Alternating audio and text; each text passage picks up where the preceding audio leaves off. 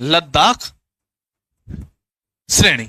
ठीक है, इसके बाद में एक श्रेणी और निकलती है आपकी, और वो श्रेणी को किस नाम से जाना जाता है? तो आप कहोगे एक श्रेणी यहां से निकलती है, और वो कौन सी श्रेणी हो जाती है?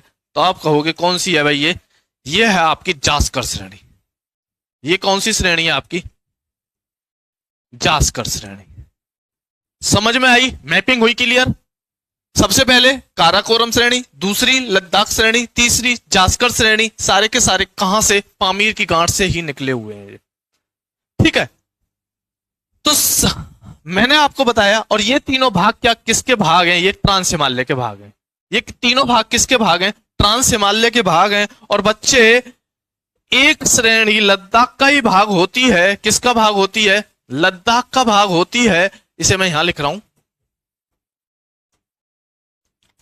इसको मैं यहां लिख रहा हूं, लद्दाख श्रेणी। ठीक है, एक श्रेणी इस लद्दाख का ही भाग है, और वो कौन सी श्रेणी है? जो तिब्बत के पठार चीन में पाई जाती है। यहां एक श्रेणी यहां निकलती है, और जिसे किस नाम से जाना जाता है? कैलाश श्रेणी। ये कौन सी श्रेणी हो गई आपकी? कैलाश श्रेणी। ये कौन सी श्रेणी होगी आपकी? कैलाश श्रेणी। बात आई समझ में? ठीक है, ये कैलाश श्रेणी, ये लद्दाख श्रेणी, और लद्दाख श्रेणी का ही भाग बनती है कौन सी? कैलाश श्रेणी। क्लियर? अरे बोलो हाँ।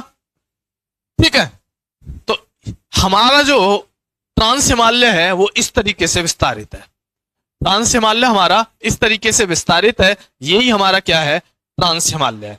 ठीक है, क्लियर?